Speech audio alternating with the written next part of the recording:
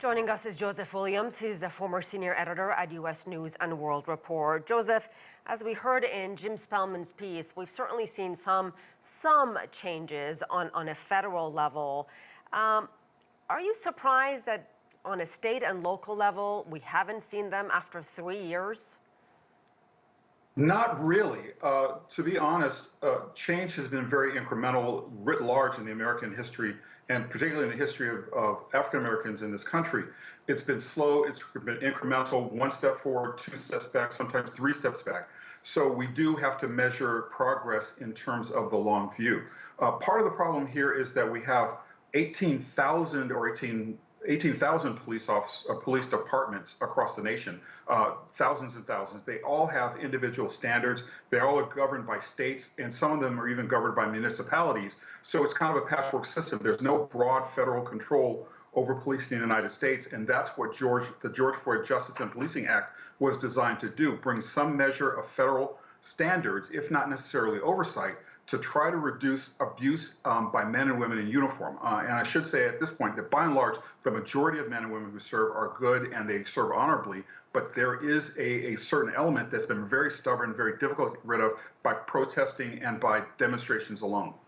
What does justice mean for George Floyd's family, who will never have him back? You know, yes, the officers involved are behind bars serving time, but is that enough for this family? And I know I'm putting you in a tough spot because you are not his family, but I'm just put your shoes in there, put your, just put myself in this. What do you think? Yeah. Well, it's difficult. I mean, on the one hand, absolutely, it's a wrenching loss. It never should have happened. It did not have to happen. And it gets repeated time and time again in this country. George Floyd is one of the many, many, many black men who've been killed at the hands of police officers. He's just the one we knew about. And circumstances, there happened to be somebody filming that day. There happened to be circumstances where his story became known to the world.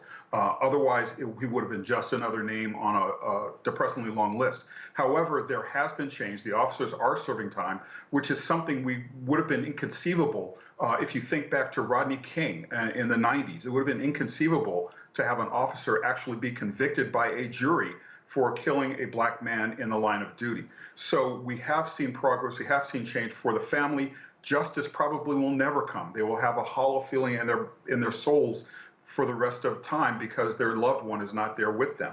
But we can only hope that he can serve to implement change, and I think he's done that. If change has been inconsistent, he has at least prompted it and prompted a different discussion around the issue.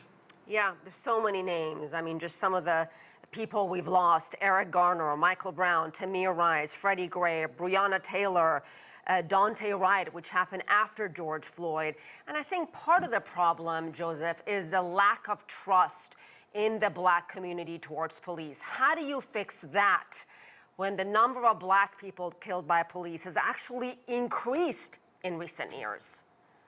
It's a huge, huge ask, and one that policymakers have been struggling to get their arms around. Which comes first, trust by the community or a community that trusts a police officer? It's very difficult, mainly because we have a lot of warrior cop mentality where police officers go into high crime neighborhoods, predominantly black neighborhoods, as aggressors, as occupiers. And it's very difficult to establish trust when you have that level of militarization of police, when you have cops who don't want to get out of their cars, who don't want to engage in people who aren't enacting any criminal behavior. So that level of trust has to start somewhere, and it's been very, very challenging to figure out who goes first.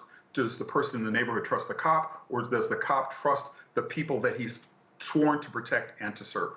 Yeah, you make some very interesting points. Joseph Williams, thank you very much.